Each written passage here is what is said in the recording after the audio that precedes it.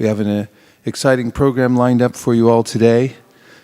We'll be featuring Radhika Raman Prabhu, who's traveled from his home state in, where does he live? Where? He used to live in Idaho. Anyway. He's come from another state. He'll be giving a seminar this morning on the teachings of Jiva Goswami. Also this morning, where are our Tattva Sandarbhas? We need a table full of Tattva Sandarbhas, please. Tattva Sandarbha. At least 50 or 100 of them piled right here. We'll also be offering all morning long the newly released Tattva Sandarbha by Jiva Goswami. Very important book to have. It's one out of the set of 6 that are yet to be released. This is also released posthumously. It was written, the commentary was written by Gopi Puranadana Prabhu, disciple of Śrīla Prabhupāda, who is brilliant, a linguist, a Sanskritist, who was also trained in Śrīla Prabhupāda's time for translation, the translator of the Sri Brihat Bhagavatamrita, which came to with great critical acclaim. And this book is very important. Radhika Raman Prabhu will be enlivening us about the importance of this and the other books in the Sandarbhas, which are written by Srila Jiva Goswami. We're celebrating today also the Divine Appearance Day of Srila Bhaktivinoda Thakur. It's also the Appearance Day of Jiva Goswami today. Yes? It's either appearance or disappearance. And to start off this morning, we're going to have a discussion about the techniques for learning Shastra and memorizing verses. Yes? It's Jiva's appearance, and it's also Lord Vamanadev. It's the appearance day of Lord Vamanadev, the appearance day of Srila Bhaktivinoda Thakur, and the appearance day of Srila Jiva Goswami. Okay.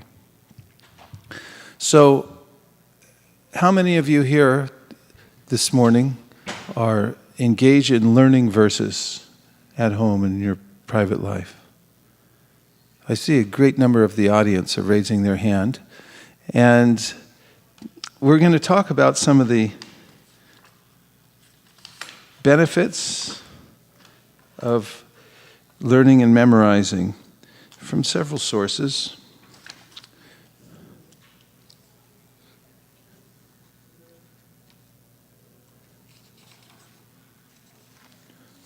So, there's a term, Shastra Chakshus, which means what? Chakshu means to see, the eyes. So what we see the world not the way it is, but we see the world the way we are. And when one's mind and intelligence is clarified through Shastra, one learns to take Shastra as one's reference point to understand the world. Then we call that person Shastra Chakshu. It means one who sees through the eyes of Scripture.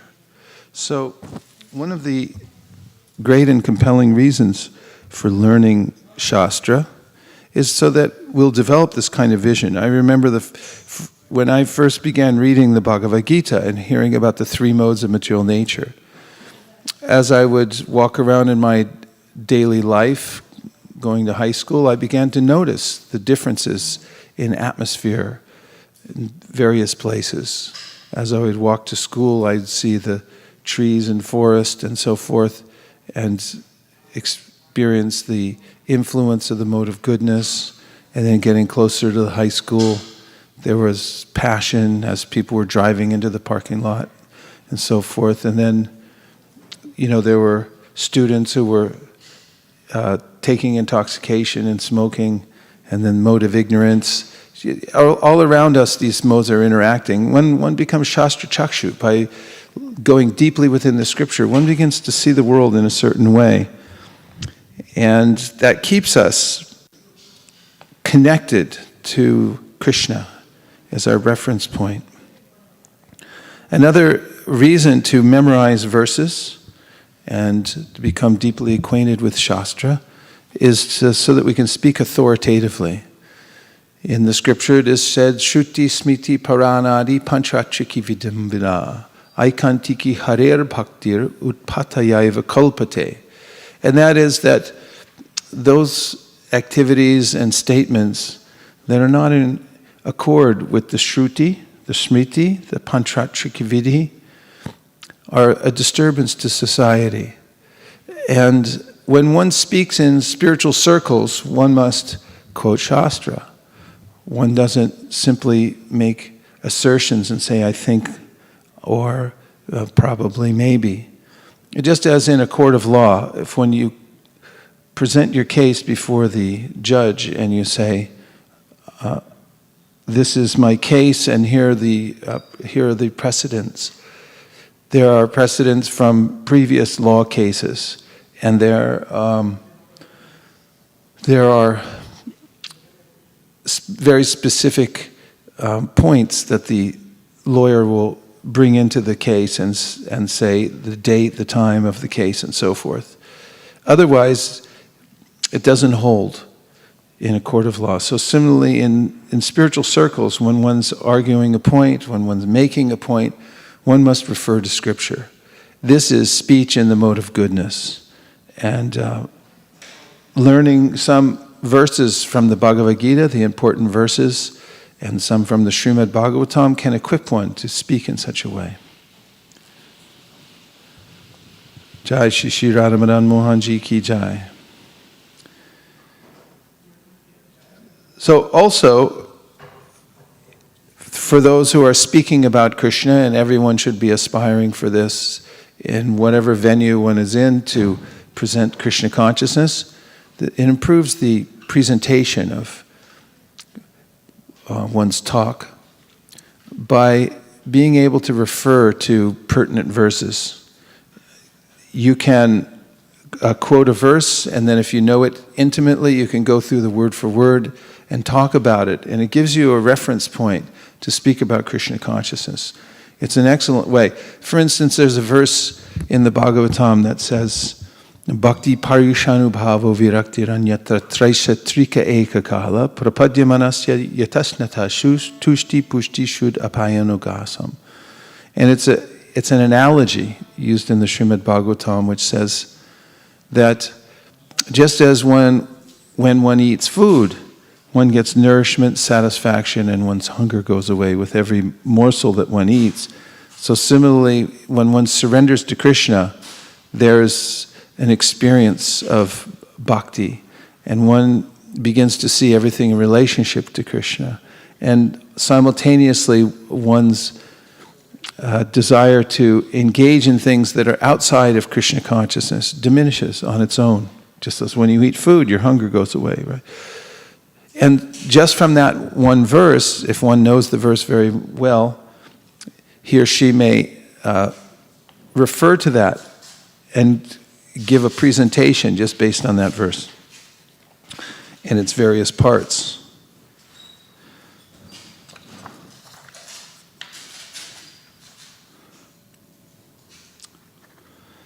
And in the Bhagavad Gita 1870, Krishna says that one who studies the Shastra, or specifically one who studies this conversation between Krishna and Arjuna, worships me by his intelligence. Isn't that nice? You can imagine your intelligence as an entity, doing some kind of worship. And how do you do that? You simply engage it, because the intelligence must be engaged somewhere. People play games. I see on the airplane nowadays, people play these games where they move numbers around. Have you ever seen that? There's a grid. What's it called?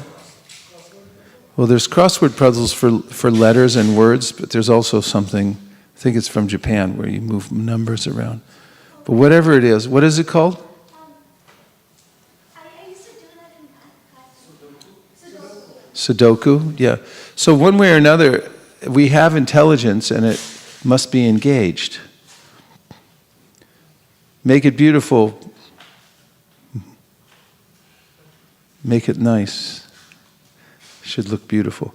Okay, so the intelligence must be engaged one way or another. So if you engage it in Shastra and thinking of verses, memorizing verses and things, then Krishna says, you worship me by your intelligence.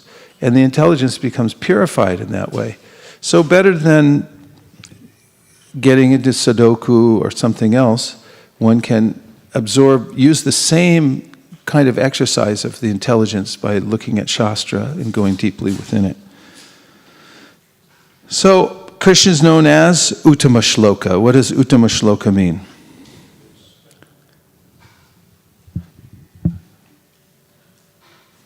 What is the name uttama-śloka?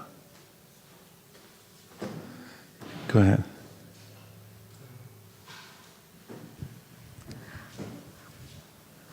Prabhuji, Uttam may be a supreme being, supreme person. So that might be uttama-śloka. Uttama means the highest, and then shloka.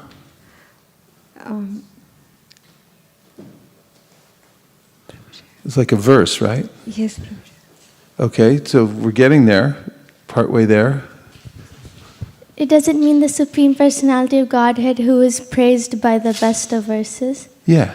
So the best poetry, the best verses, they're all meant for Krishna. And therefore he's known as uttama-śloka. So this way of memorizing verses is actually, all the verses we'll find in the Bhāgavatam and elsewhere, they're meant for glorifying Krishna. And this is a way that we develop our love for Krishna. Shinvatam swakata Krishna Puṇya śravaṇa-kīrtana hridyan taksto hibhadrani vidhunoti surecitam. And these verses have spiritual power in them. Puṇya śravaṇa-kīrtana. Punya, everyone wants some punya. But what's the best way to get punya? By just staying in contact with these shlokas. They're pregnant with punya, and when one reads them, hears them, memorizes them, it comes out because they're transcendental. Itaṁ bhūta-guṇo Hare. They have the same quality as Krishna does. They're transcendental. So when you stay absorbed in these shlokas and these śāstras, you'll get this kind of spiritual enlivenment and spiritual credit that comes from this. Very powerful. Uttama-śloka. So they purify us, they prepare us for the time of death. In the Gajendra-mokṣaṇa, we'll find that Gajendra, who had been King Indradyumna in his last life, when had offended a sage, became angry at him and cursed him, you become a dumb animal in your next life. So he became an elephant. And then Gajendra was bathing one day with his family, and he got captured by a crocodile. And when he was in great anxiety, he remembered the shlokas that he had recited dutifully in his previous life. In that section of the Bhāgavatam, Śrīla Prabhupāda mentions that besides chanting Hare Krishna, Krishna Krishna, Hare Hare, Hare Rama, Rama Rama, Hare Hare, one should also learn some Stotram, like Cintāmaṇi-prakara-sadmasu, like we're learning the Brahma-saṁhitā altogether, or the Nṛsiṁha prayers, or some other kind of Stotram. And one should become very well acquainted with it. He said, because if some of my students don't happen to, if they happen to make some slip and they become an animal in the next life, they'll even be saved from that. This is how potent memorizing these shlokas are. They're indelible. They go into the heart, the subtle body, and they stay there, and one can take shelter of those shlokas at any time, even in the next lifetime. So think of it as the best investment of your time.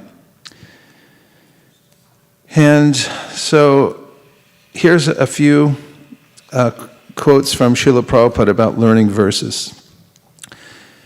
So read Bhāgavatam, pronounce the verses very nicely. Therefore we are repeating.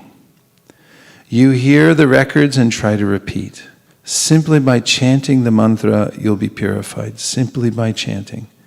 Even you do not understand a single word of it. Simply if you chant, this vibration has got such power. Shrinvatam swakata Krishna Puṇya śravaṇa-kīrtana. If you simply chant and vibrate this verse, these verses, these shlokas, it is Puṇya śravaṇa-kīrtana. One who is chanting this verse and one who is hearing this verse, he is becoming pious automatically. Pious. To become pious, one has to endeavor so much, do this, do that, but if you simply hear these verses of Srimad Bhāgavatam and Bhagavad Gita. Ramananda, are we able to see, are our guests on the internet able to see the Tattva Sandarbha, the table full of books over here? No, I have to focus the camera on it, then only they can see. That would be nice. And give me one for now. Just one, that's good. So we're counting down the minutes until our guest speaker will arrive at 8:30. Radhika Raman Prabhu is an esteemed scholar and specifically studied the Sandarbhas of Jiva Goswami.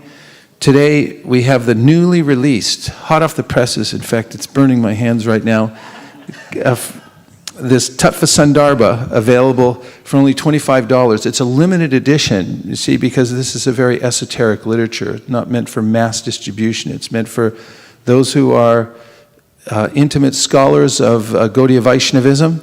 And we have purchased, I think, most of the copies that are available here in America, and we're going to be divvying them out today all day long. Those of you who are on the internet and would like to purchase a copy, we'll arrange to send one to you. We'll reserve you a copy. The phone number to call in will be forthcoming. And also those who are in the audience today are welcome to take a copy home with them for $25. The Sri Tattva Sandarbha by Srila Jiva Goswami. So we're continuing with quotes from Śrīla Prabhupāda about the importance of studying Shastra. Shall I continue? Therefore, as a rigid principle, as a what? In every temple there should be class for hearing and chanting. Without hearing and chanting, to become leader is impossible. You can become leader in the material world, but not in the spiritual world. That is, if you don't hear and chant, you won't become a leader. All leaders are readers. Śravaṇa-kīrtanam Vishnu smaranam. Smarana means remember. If you chant and hear, then remembrance will automatically come. Śravaṇa-kīrtanam Vishnu smaranam pada sevanam. Then you will be engaged in worshiping his lotus feet, archanam. Then you'll be engaged in archanam, the temple worship, vandanam, offering prayers, dasyam, you'll engage yourself as servant, sakyam, you'll become friend of Krishna, atma nivedana, and surrender everything to Krishna. This is the process. So what was just summarized? The benefits, use the microphone. What was the benefit of hearing and studying shlokas? What will happen? That we will progressively go towards the other 7 processes. That's nice, though. I like the way you put that, progressively. It's step by step. In fact, this is mentioned in the Shastra. Satam prasangam mamavirya samvido bhavanti hritkarna rasayana kata tajjoshana rashu apavarga vartmani shradaratir bhakti anukramishati. So krama means to step. So anu means to follow. Anukramishati means step by step. One will come to the various levels of devotional service. Everyone's coming to devotional service to make some kind of advancement. Of course, that may not be true. Some people come because they're in distress. Some people come, they want money. Other people come out of inquiry about the absolute truth and so forth. But generally, we want to advance in spiritual life. So anukrama means step by step. How will it happen? This one button you push. It's the hearing and chanting button. So the verse starts, Satam prasangam mama virya sambiro. Associate with satam, with those who are pure-hearted. And you can tell who's pure-hearted by what they're interested in hearing. And that is the characteristic of any group. If you go to a football group, they want to talk about football. If you go to a group of wine connoisseurs, all day long they'll talk about the different kinds of grapes and which year was the best year. Yes, there are whole clubs like that. In fact, it's all the rage here in California to be a wine taster and to know the different kinds of wine. And if you want to know about fine wine, you can go join a fine wine group. And anukramashuti, you'll become expert in tasting wine, drinking wine, feeling a little... All these kinds of things will happen just by the association and the sound vibration. It's natural. So in the same way, satam prasangam mamavirya sambido bhavanti hritkarna rasayana kata. There's a way in which, if you associate with satam, those who are determined to go back to Godhead, you'll hear a certain kind of vibration from them. It'll get into you. That's what the verse says. It'll go in your ear, it'll end up in your heart, and that's what directs you. The heart is the driver, the chariot is the body, and will go in a certain direction. Get in a Shastra group. Be around those who are hearing and chanting all the time.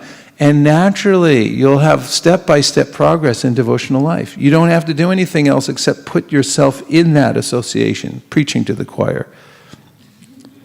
Śravaṇa-kīrtanam Vishnu smaranam. Smarana means remember. So, Prabhupada continues, so each and every verse you should chant very perfectly, nicely. Meditate upon it. What are the three things he said? Perfectly, nicely, meditate upon it. Perfectly, nicely, meditate on it. Perfectly, P-N-M. It's P-N-M. When you get your verses, you should recite them perfectly, nicely, and you should meditate upon them. This is very nice. I went for a walk yesterday. I had been... on the phone, on the computer, and I had to go for my daily walk. So I thought, don't bring the phone. I left it back, and I picked up, when I walk out the door, I always pick up some ślokas to carry with me. But I didn't even use them yesterday because I walked along, and I thought, let me first recite the Brahma-saṁhitā. So I walked from my house all the way down past Burlingame and back. It took me about 35 minutes through the park. And on the way there, as I was walking, I was remembering the verses, saying them under my breath to the Brahma-saṁhitā, and trying to say them perfectly, nicely, and remembering them, right? And meditating upon them. And it worked. It was very nice, actually, even as I was walking through the downtown area. There were so many things going on around me, but I was thinking of the verses, and I got to some of the verses in the end, Surabhirapi palayantam, well, in the beginning, the Brahma is saying Krishna keeps cows as pets and so forth. And I was especially taken by Sriya Kanta Kanta, Paramapurusha Kalpa Taravo. Kalpa Taravo, and I was remembering, okay, Taravo is a tree, Kalpa means they're desire trees. And I was thinking about all these scenes in my mind about the spiritual world and how it's decorated with these desire trees and so forth. And just because I've recited the verses so many times, I don't know how perfectly, there's always a way to go back and make it more perfect. But I was able to remember Krishna as I was walking along because I was remembering these verses. And another wonderful benefit of especially memorizing some Stotram, like if you know a whole chapter, or if you know the Brahma-saṁhitā, or something becomes meaningful to you, when you go to temples, one nice thing to offer to the Lord is these chapters and these stotrams that you've learned.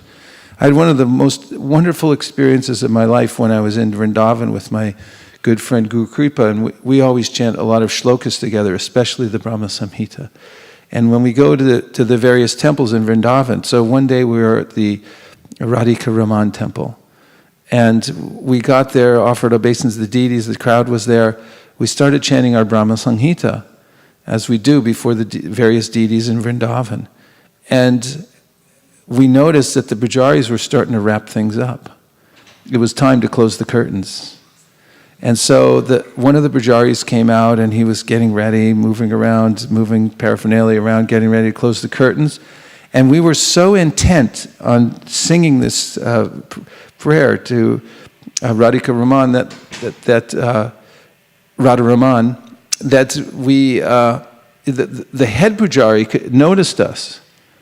And he gave the sign to the junior pujari, he said, leave the curtain open. I was so touched because they were just about to close it, and he said, okay, let him finish. And I was thinking, Krishna accepted it. He accepted it. And if you know these prayers, you can go anywhere. Like you go sit in Prabhupada's room in Vrindavan and you recite the Brahma-saṁhitā. You know it by memory. Memorize it. Or even if you don't memorize it, take your sheet with you and sing the prayer. Sing it out. It becomes a nice thing that you want to offer to the deities wherever you go. You can offer a chapter of the Bhagavad Gita or any of the shastra. Krishna will appreciate. So Dravida Prabhu talks about how to learn verses. He's prolific in memorizing verses, which is a good occupation. Many of you know computer language, yes? So was it a process, systematic process? You go through, it's a logical system, isn't it? So similarly, Sanskrit is very logical. There's a way in which all it's organized perfectly, the Sanskrit. The way all the sounds are lined up, it goes from the back of the mouth to the front of the mouth. It's very logically organized in the way that, first it starts with a palatal, and then it comes all the way to the dental, and then there's the aspirates and so forth. And just like a computer language, it doesn't take much. You can learn the different sounds of the Sanskrit, know how to pronounce them. Most of you already know that because your languages are so related, or you studied it when you were young. But if you don't, take a little time to do that. Here are some of the steps that Dravida Prabhu talks about. Study the Sanskrit pronunciation guide at the back of the Gita. Learn how all the letters are pronounced and what the consonants and the long and short vowels are. By the way, this document is available. It's got a lot of information in it on our website, fanthespark.com. Fanthespark.com. And you can go there, and under downloads, there's a section there on how to learn verses. And you can take this PDF file. Number 2, he said, read the English translation of a memorable verse and become familiar with it. Become familiar with it. Number 3, what was number 1? Number 1 is, go to the back of the Gita. There's Sanskrit pronunciation guide. You can learn all the sounds, and it doesn't take long. A couple weeks and you'll be an expert. How they sound, just practice it a little bit. And then number 2 was? Yeah, get familiar with the translation, with the English. Just familiarize yourself with it. Doesn't mean you have to memorize the whole thing, but become familiar with it, right? Then number 3, study the word-for-word meaning for the first line of the verse. That's his next step. Then he says, determine the meter of the first line. And there's more on that, the meter, how to do the meter. And that's important because Sanskrit has this perfect meter. And it's much easier to memorize than English. Because English has a lot of exceptions, and it's, as far as the meter goes, it doesn't really have a meter, unless you poeticize something. But with Sanskrit, there's always a meter. And therefore, it's much easier for the mind to remember and accommodate. Next, 5, chant the first line of the verse repeatedly until memorized, keeping the meaning of each word in mind. What is that, number 5? Chant the first line of the verse repeatedly until memorized, keeping the meaning of each word in mind. So, what is the process for memorizing something?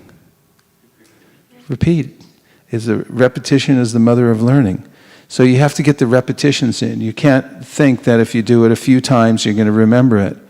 I have a friend who memorizes shlokas all the time, lives in Mayapur. And he said, and so many shlokas. And he said, memorizing shlokas is not a problem. Remembering them is.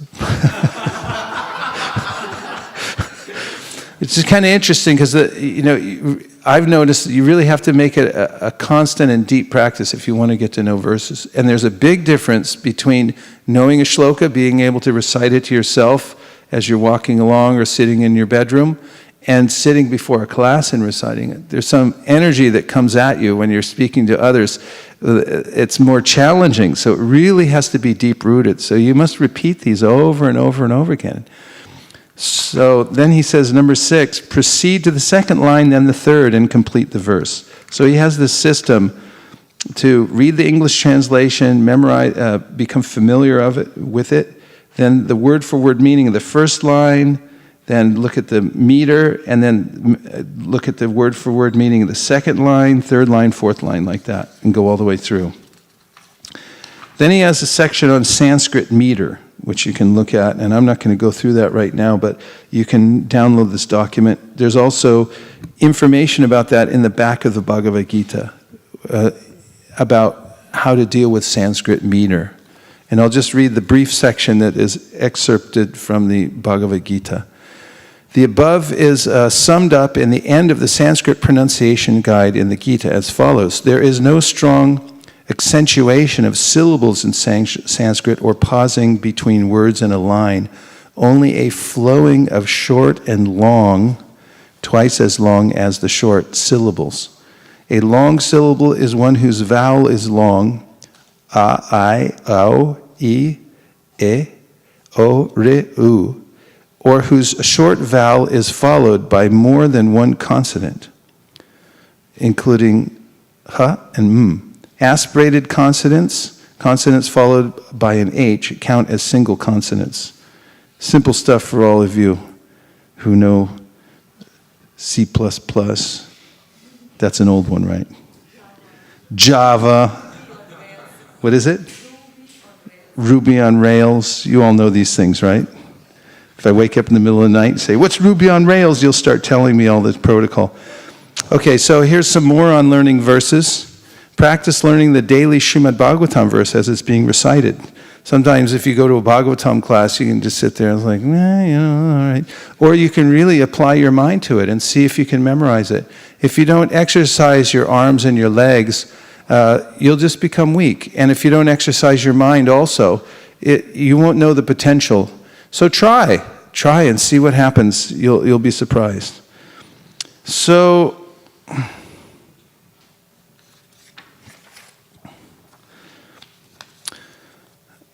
these are a few points that I had added to this document that had worked for me over the years. One is to sing the shloka to a tune, call and response style, accompanied by mridanga, kartals, and harmonium.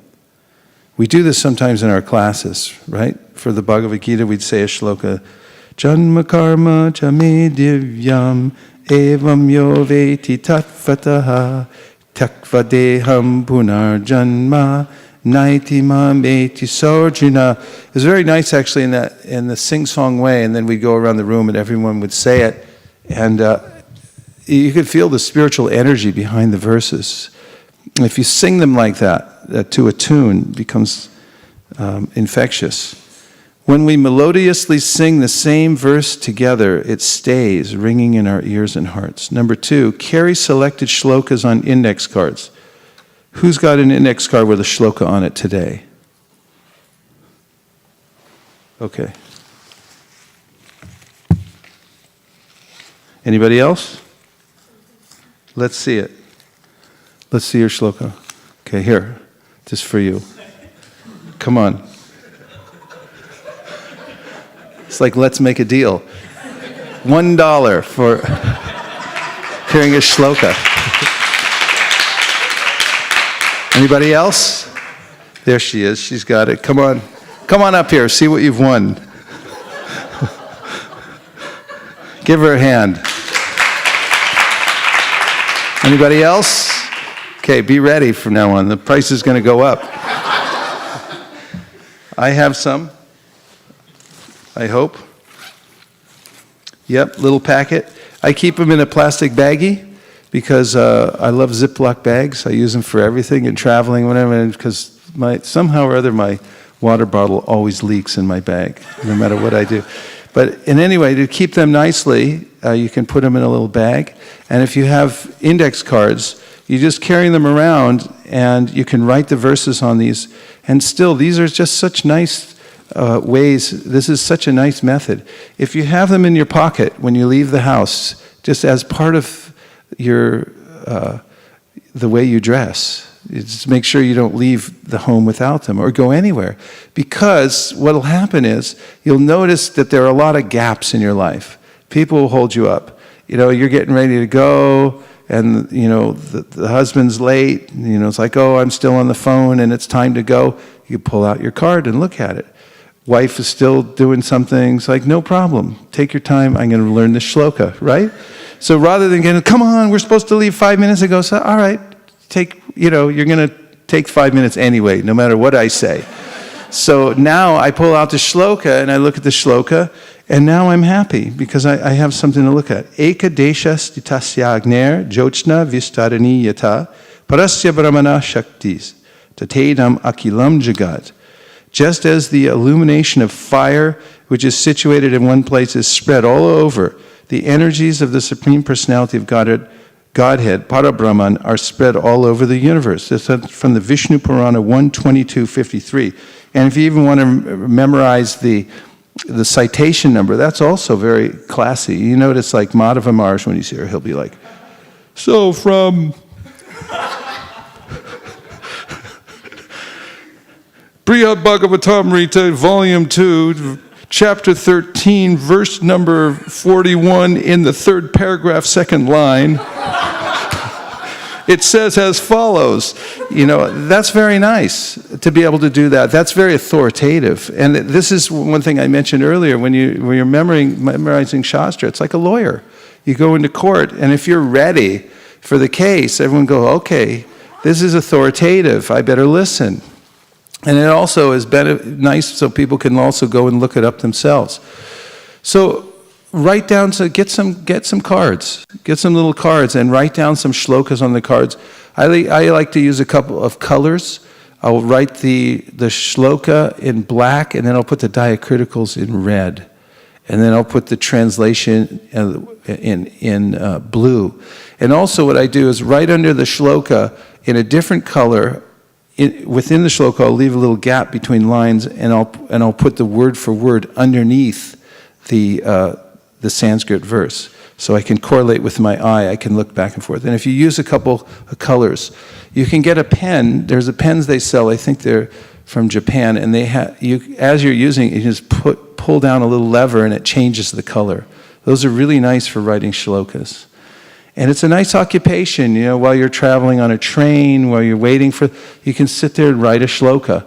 And if you find a shloka that really is meaningful to you, or you need to learn, pull it out and take some time with the shloka. It's worthwhile. It's worthwhile. It'll give you spiritual standing to know these things. Okay, so don't miss the opportunity to learn a shloka even while stuck in line at the bank or a red light. Hearing and seeing the shloka at intervals and while in various circumstances and environments can be helpful for learning them. It's something about the way the brain works, but if you read it when you're in New Vrindavan and you read it when you're somewhere else, it starts taking on these different points of reference. Another thing that I do is I carry shlokas on I'll print out a whole sheet, like a whole chapter. For instance, I'll have say chapter 5 of the Bhagavad Gita, all printed out on a piece of paper like this. And then every time I complete the chapter, then I make a notation on the back. I'll write the date and the place I was. I'll write the number, say if it's the first time I chanted, I'll put a number 1, and then I'll write the date, and then I'll write the place I was when I chanted it. And some of the sheets that I have that I carry around from various chapters and sets of shlokas, I notice it goes on for 2 or 3 pages, and I'll think I've had that since 2004, and I've chanted it, 160 times. And then I start to notice, wow, I wonder how come I know all these verses. And then I look at it and I go, well, no wonder. I should have known it like 2 years ago, but it's because I've repeated it so many times. And I always write the date on those too, because if I leave it somewhere, then I write my address on it so somebody can give it back to me if I lose it. Next is do some research and then write something about each shloka that you're learning. A shloka really sticks when you see the context in which others have used it in lectures or in their writings, and when you read commentaries written about it. If you take the time to write an essay about the shlokas you are learning, you will feel an intimate connection with the shloka and will remember it in the context of its manifold meanings and applications. So we've done this before at Govardhan. A group of us will be out at Govardhan, and we'd be chanting every day a series of shlokas. And then we'd individually go through each one and we'd read the purport and then all the commentaries and then anything related to that shloka, any lectures that Prabhupada gave on it. And you really concentrate on one of the shlokas for as long as you have material to talk about.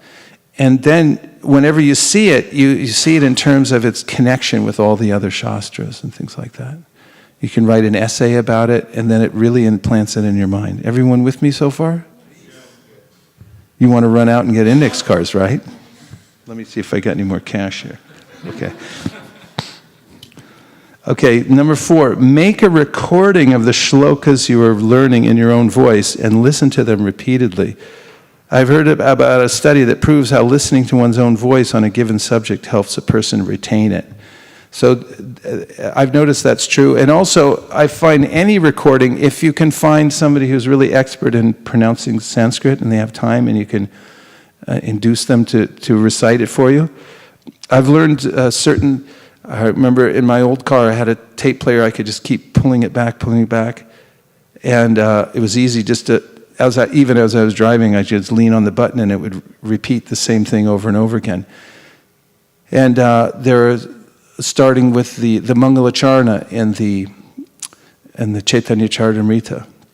I had a recording of Dravida Prabhu reciting that, so I had it on a tape.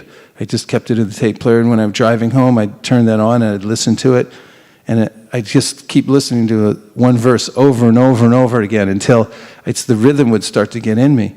And I noticed that there were some tapes around in the old days of various devotees at Gurukul, some of the teachers chanting for the students, and they would go over and over again for the Upadeshamrita verses. And you'd hear the teacher chant it, and then the students would repeat it, and then now I just know them. They're in my mind, because I heard it so many times from the recording. So that's another way that you can sort of expose yourself to the sound vibration, and I recommend that. Number 5, keep the shloka that you're learning by the phone. So you have your shloka, put it by the phone. When appropriate, before getting off each call, ask the person you're talking to if they'd like to hear one verse that you're learning. If they agree, read them the shloka. This usually leads to more discussion about the shloka that helps you to remember it. In a similar vein, add the shloka you are learning to the end of an email or letter that you send, citing it as a point of interest. So, use it in all different contexts. And by the phone, everyone's in a hurry, and they say, one thing before you go, let me just read you this one verse, and then we'll hang up. And it passes on that vibration to other people, and you'll get used to telling it to other people. And they may say, oh, I know that verse, I heard it from such and such, and here's something that so bring it up, right? So, here's something I'm going to read from Śrīla Prabhupāda, who memorized the entire Bhagavad Gita, all 700 verses. It took him 6 years. And you want to know how he did it, right? No, I don't want to know. Let's stop right now, right? You want to know? Okay, here it goes. He writes, as Rohini Nandan Prabhu points out, we have to regularly review the verses we learn to keep them fresh for use. But there is something else we can do to retain verses, and that is to connect them to our feelings. As a young brahmachari in the 1970s, by Prabhupada's mercy, I was able to memorize all the Gita's 700 verses. During the 6 years it took me to do this, I had a system of learning new verses while regularly reviewing the ones already learned. I was organized and regulated, and what made the verses stick was how I lived with them. When I would start to learn a new verse, I would write it on an index card, the Sanskrit, the word meanings, and the English translation. After studying the verse, I would put the index card in my shirt pocket and make the verse my motto for the day, my slogan, my philosophy of life. Whatever happened to me, I would relate it to my new verse until I knew it by heart. You know a verse for good when you can recall it no matter what the time it is or what mood you're in. That usually took me about 3 days. During those 3 days or so, so much would happen, so many thoughts and feelings, but the verse was always there for me. I belonged to the verse, and the verse belonged to me. I was meeting my dearmost friend, Lord Krishna, in sacred sound. In the Nectar of Devotion chapter, Techniques of Hearing and Remembering, Under the heading, Expecting the Lord's Mercy, Śrīla Prabhupāda quotes a famous verse from the Srimad Bhāgavatam 10:14-8. My dear Lord, any person who is constantly awaiting your causeless mercy to be bestowed upon him and who goes on suffering the resultant actions of his past misdeeds, offering you respectful obeisances from the core of his heart, is surely eligible to become liberated, for it has become his rightful claim. After citing the verse, Prabhupada remarks that this verse from the Bhāgavatam should be the guide of all devotees. That's what my Gita verses became for me, my guides and dearmost friends. They are found in sound. They are found in sound. Eternal he is, cognizant he is, but ultimately he is sentient. Absolute is sentient, capable of the deepest, everlasting feelings. Likewise, whatever we have strong feelings about, we easily remember. And when we connect our feelings to Lord Krishna's, as he expresses himself through Shastra, the experience of those feelings, called bhakti rasa, eventually turns into eternity. That's from the preface of the Nectar Devotion. Practice the art of connecting the words of the verses to your spirit's deepest feelings, and you'll retain those verses forever. So, another point about that I've found in my life remembering verses is I use them in my daily worship of Krishna. So when I do my puja in the morning for my shalagrams and giriraj and Gaurnitai, if I integrate the verses into the puja, then somehow or other, by their mercy, I very quickly assimilate them. At least that's how I perceive it. Either that, or because I don't even notice how time's going by and I have to do the puja anyway, that I'm repeating it so many times. But if you integrate it into a part of the thing that you do. For instance, when I was in New York City, 340 West 55th, I had a book, and every morning when I'd come before the deities for greeting the deities, I'd read many of the prayers from the 11th chapter of the Bhagavad Gita. And because of that, of reciting those prayers, because of something I read, the Prabhupada said about how important it is, these verses from the 11th chapter of the Bhagavad Gita, now they became familiar to me because I would read them for Shri Radha Govinda. So these are some ideas about memorizing verses. Main thing is exposure. Get involved. Get these verses. Don't become overwhelmed and think there's too many verses, how can I learn them all? Just learn one verse at a time and become familiar with it and just see the benefit of connecting with Krishna through the verses. And even if you learn only one part of the verse, that's eternally valuable also. There's so many verses that we can't learn them all. And now we're counting down the time, which seems imminent, that His Grace Radhika Raman Prabhu will be here. The great added benefit is that our very dear Srivas Pandit Prabhu is back. Let's please welcome him back. Practically, we were like dead people walking while he was away. Somehow, I don't know how, shamelessly we survived. But now that he's back, we're feeling, great energy that our Shastradhan and our Bhakti Vaibhav leader is here, fearless leader in the Shastra. So we welcome him back, and we're really hoping that he brought Radhika Raman with him. So Radhika Raman Prabhu is in the building. He's going to be coming outside through these doors in just a few minutes. We want to give him a rousing applause, maybe even stand up when he comes in to greet him. And I want to remind everyone who are viewers online this morning, thank you for joining us. All day long, we're going to be offering the Tattva Sandarbha. This most precious, valuable book is available now through the BBT. However, we bought most of the copies. I just want to warn you. We arranged for them to be sent to America, and we snapped them all up, not out of greed, but because we wanted to make sure that they were all distributed. So today, we have just a small number of the books very nicely lined up. They need a couple flowers on here if you can. On this table over here, and they'll be offering them. So let's please welcome His Holiness Radhika Raman Prabhu. Hare Krishna.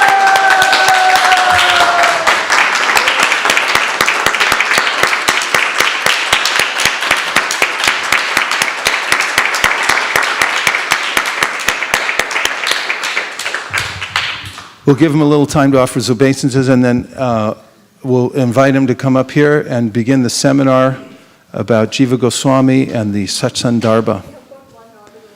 Okay, and so one order has come in over the phone from Folsom, and who is that? Asit Prabhu. Thank you very much for your order of the Sri Tattva Sandarbha. They're going for $25, and there are limited copies available. And those of you who want to order, you can call in. What is the call-in number for ordering this morning? Do we have a standard number? 408-203-2223. That's 408-203-2223. That's 408-203-2223. So you can call in now or text in, and we will reserve you a copy of the Sri Tattva Sandarbha. If you'd like it mailed to you, we have a mailing service as well. And we thank you very much for joining the broadcast here from the live studios of ISKCON of Silicon Valley. Hare Krishna.